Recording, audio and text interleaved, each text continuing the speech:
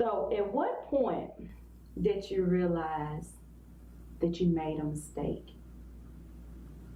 You know, and by committing that crime, at what point did you said, okay, you know, where I go from here now, I didn't mean to do that. I shouldn't have done that. You know, at what point did you realize that? I think it was after I had committed that crime and had been sentenced and had been in prison for about 6 years. So you didn't realize, you thought that it was absolutely, you had that much anger in you that you didn't realize it, that you didn't care until 6 years in prison? 6 years. In 6 years, I still was doing similar to what I was doing out in the world. You was doing it in prison? I was doing drugs in prison.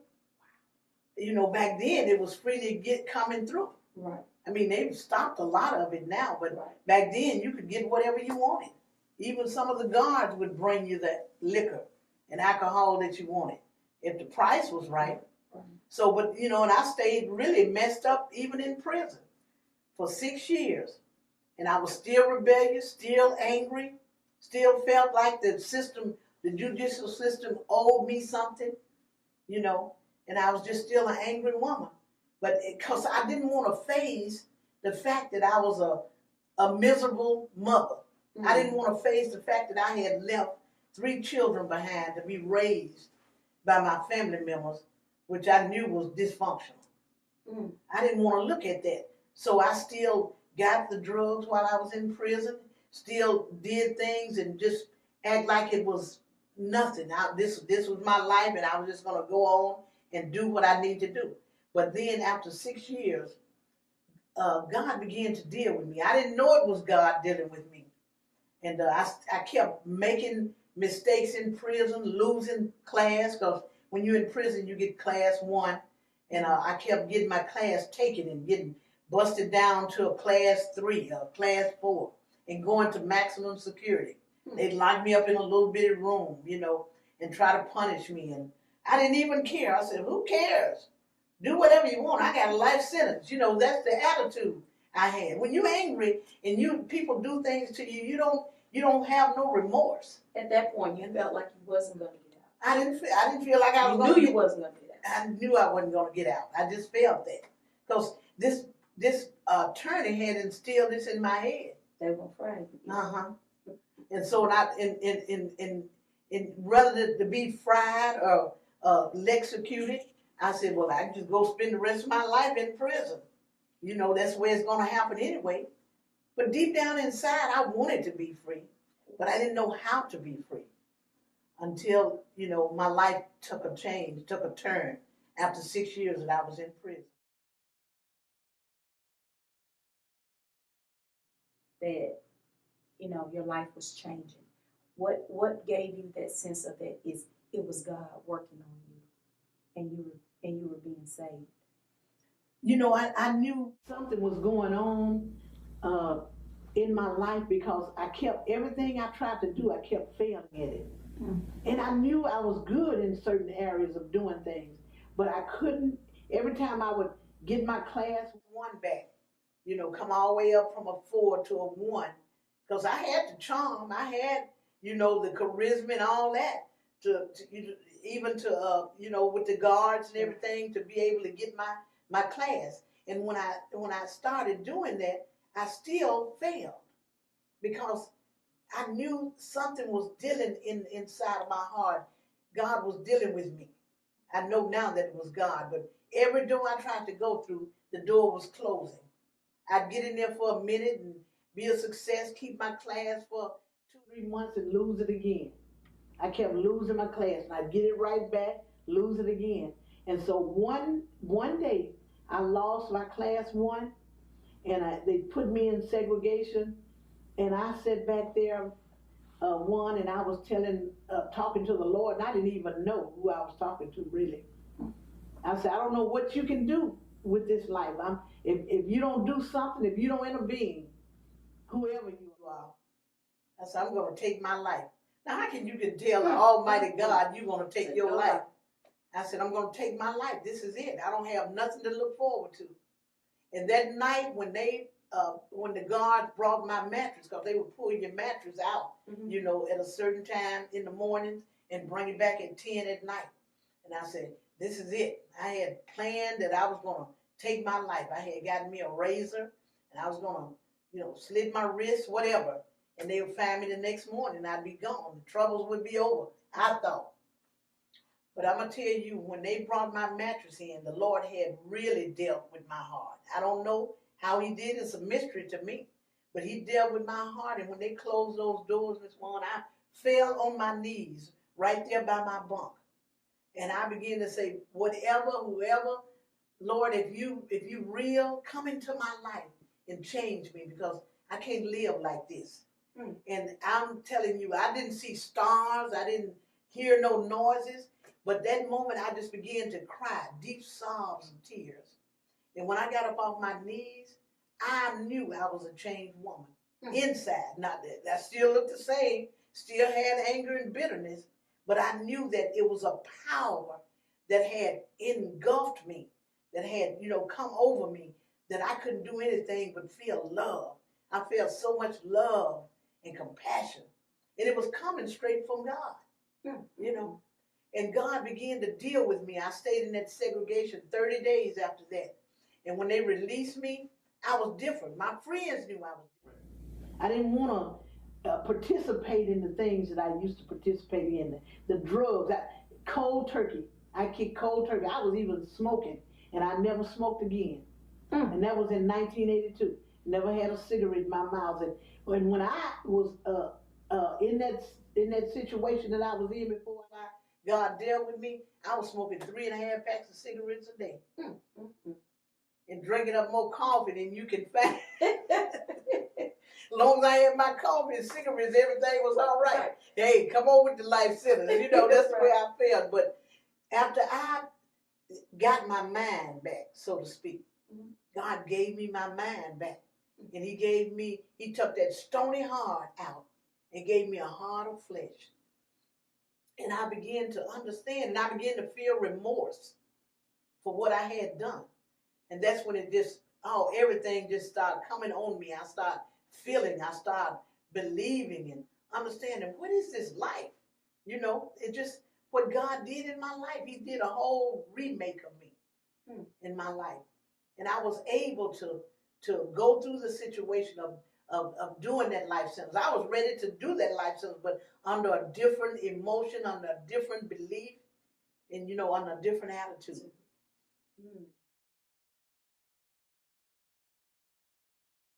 They saw the change in you, but what point did they decide to say, I want to follow her? The inspiration in you rubbed off on them. Life was changed, and I knew I was saved. God had saved me from myself. That's what I say salvation is, saving you from your own self. And they watched me for maybe about a year, mocking, criticism, and all these things that I had to take from them. But I never once fought back, because I knew what I had was real. I didn't understand it. I didn't understand where this power was coming from, but I knew something had changed in me to make me want to love, to make me want to humble myself. And when they started watching that and seeing, say, hey, this crazy woman really has changed. She's no longer the woman that she was, you know, running around, stealing out of the kitchen, doing things with us, you know. Because I did some things, like if you can imagine in your mind, I did it. I was always, my middle name was Trouble. Trouble. Yeah. Because I wanted to be wherever the action was. Trouble. That was me. But they started seeing that I was different. Then I started ministering. Things started coming out of my mouth because I started studying the Bible too. And I would tell them, you need Jesus in your life, and you'll get this peace. They started calling me crazy. They thought I was really crazy. I said, honey, I was crazy back then before I got saved. Now I got sanity now. So, you know, they started watching it, and maybe about a year and a half, they started coming asking me questions about the crisis that they were in. They started coming and asking me to pray for them. You know, and I said, this is nobody but the power of God. Because they're going to ask me, a thug, a no good person. But see, God didn't see me that way. And he changed me. And so they started changing and seeing me in a different light. Even the pastor, the chaplain of the prison, started taking me on little trips with him to other prisons to share my testimony with men in other prisons. And I was all in awe, and I was flabbergasted about that because I knew that only a God could do that. I mean, you know, take my life from here to there, from A to B, and have me standing up before other prisoners and ministering the word of God. Because he saw my heart, that I wanted to be changed. And he changed me. I didn't do anything. And we still can't do anything.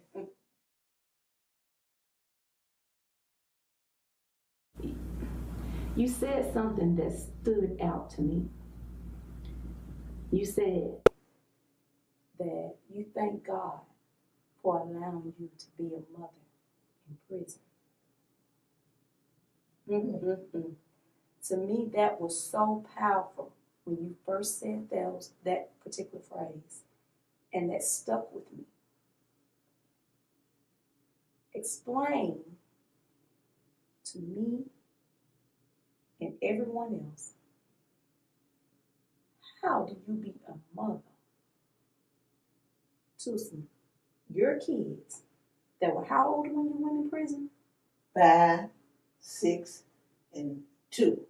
2, 5, and 6. 2, 5, and 6. How do you mother in prison? Explain it. You know, when I got saved, I didn't understand because I didn't have any money.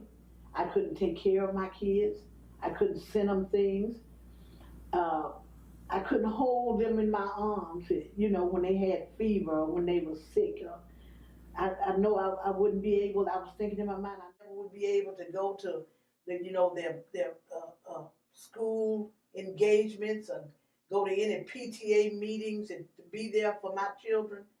And I couldn't bear that.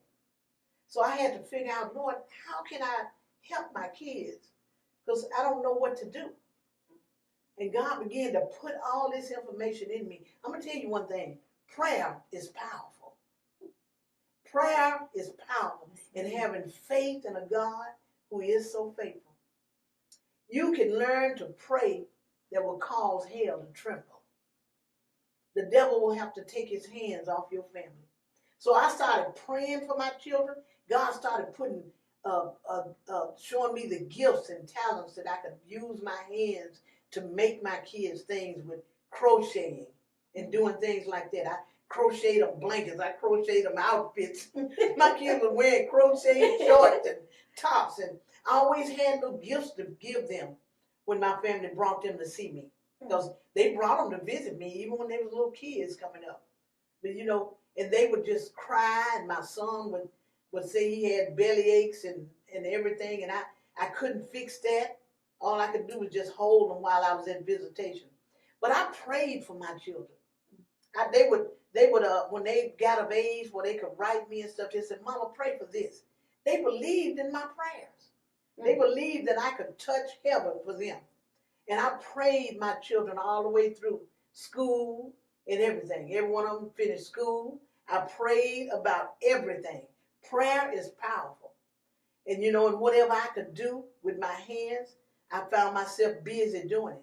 I would make them things. And it wasn't that great, but they loved it because it came from their mom, you know. But my kids, they loved me. You know, they didn't understand what was going on, but they knew that I was their mother, and I made sure that I let them know that I was their mother. And I let them know when they was of age to tell them what I did. I didn't keep anything back from them. When they was able to understand, I told them everything. I let the skeletons out. I said, this is what your mom did. And I don't have no excuse. I should have made better choices, but I didn't. Because all I made was what I knew. I said, but you're going to know better because I'm going to pray you through this. And Well, that's what happened. It's a pleasure to have worked, well, to be working with your daughter, um, your middle child, Meredith. And for 3 years now, when I first met Meredith, she would talk about her mom and, you know, just general talk. And I never knew at that time, first when she spoke of you, that you were in prison. And the way she spoke of you was like she was going home to you. And so one day, you know, maybe 6 months into me working there with her, she finally said she was going to visit her mom, you know, and I said, oh, okay. I said, where she stays. So I'm thinking, you know, to myself, oh, she's in another state somewhere. She's going to have to take off to go travel. And she said, my mom, she's in prison. I had no words because it was so much of a shocker to me, because just to hear the love when she talked of you, you couldn't tell me you was in prison. And then to know that I started my own, it moved me so to I started praying for her. I didn't understand. I said, God, help me understand. This child was 5 years old when her mother went in prison. How do you develop that bond? How do you maintain the bond that, you know, you all had? And so I began to start praying for your situation, that you get out soon, you know, just for her sake, you know, just by knowing her heart and how much she loved you and how she could love you regardless of your circumstances and be that close. So that put me in a whole nother level of respect, you know, for the Lord and what he can do. Yeah. And so then, but it's a pleasure working with her. And that made me inquisitive about wanting to interview you and knowing, you know, your side of it. Yeah. So, oh wow. So now tell me about your struggles with getting released, trying to get out. What was it? What are the obstacles and trials that you had to go through to be here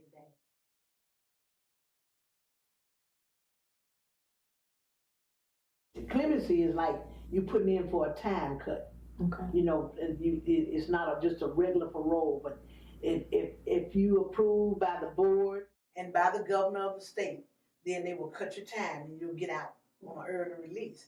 Well, I started putting clemency papers in back in 1979. Before I got saved. You was putting them in. And I passed. Oh. Yes. Okay. In 19, that show you the power of God. I wasn't even saved. I wasn't even thinking about serving God. Right. But he showed me his power.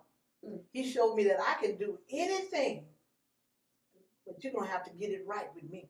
Because in the way, when I look back at it now, Miss Juan, I look at it and see that God, the people there, they wasn't holding me. It was God.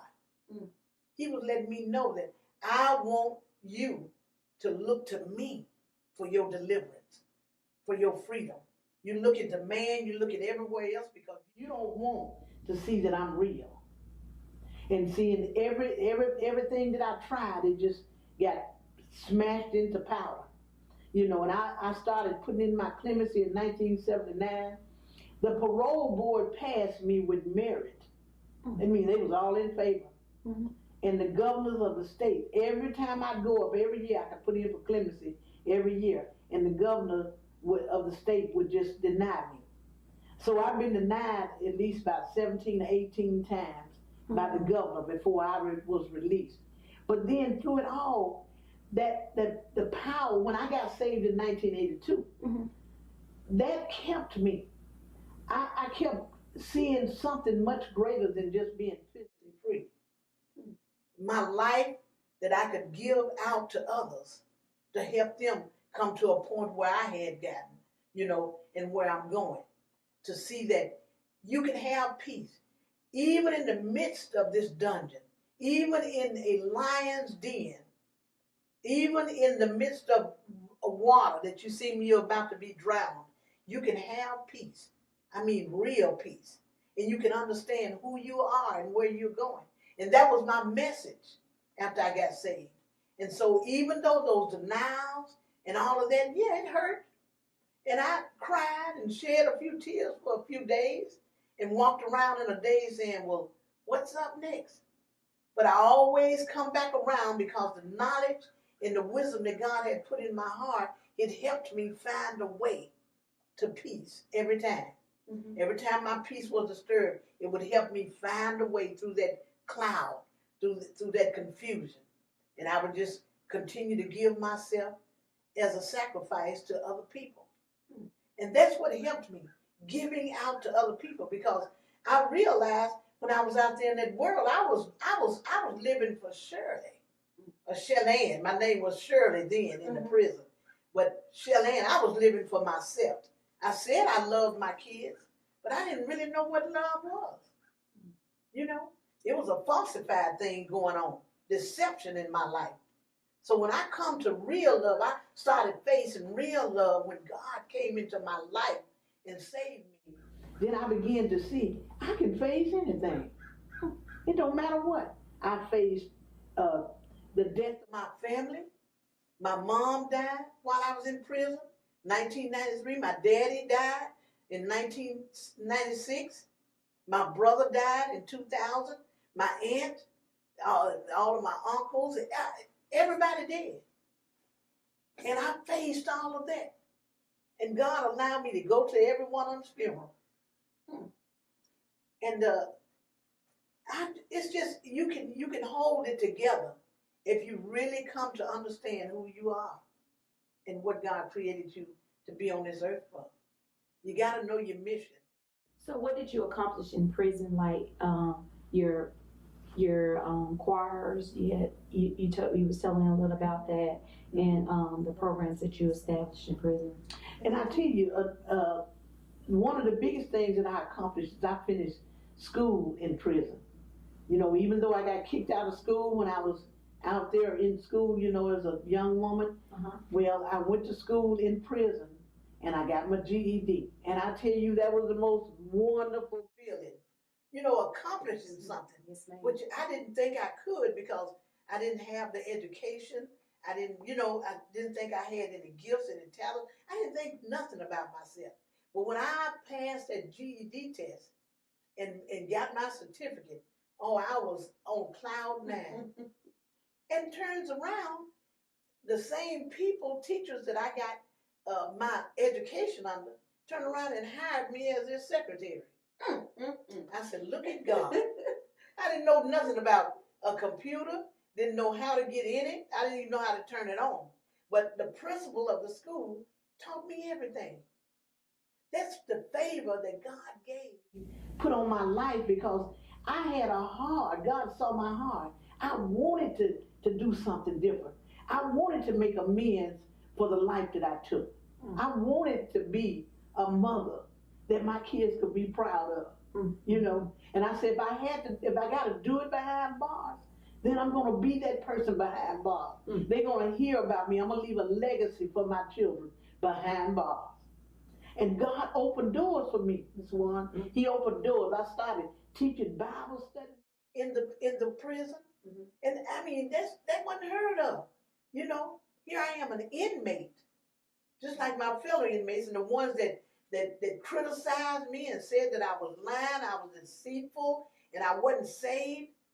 They was in my Bible class. And I taught Bible class for years, you know, about how to be delivered, how to walk in peace, how to love one another, how to give out what God has given you. And the main thing is humility, because that's what God works on.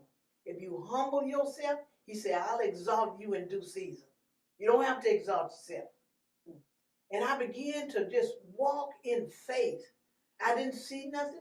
I didn't see how I was going to get out because I kept getting denied. But then God said, just hold on because you will go home. And he spoke to me deep in my spirit. I heard his voice. And I thought maybe he was talking about you going home to be with me. Because that's going to happen too. But then now today, as I'm sitting here talking to you, it's all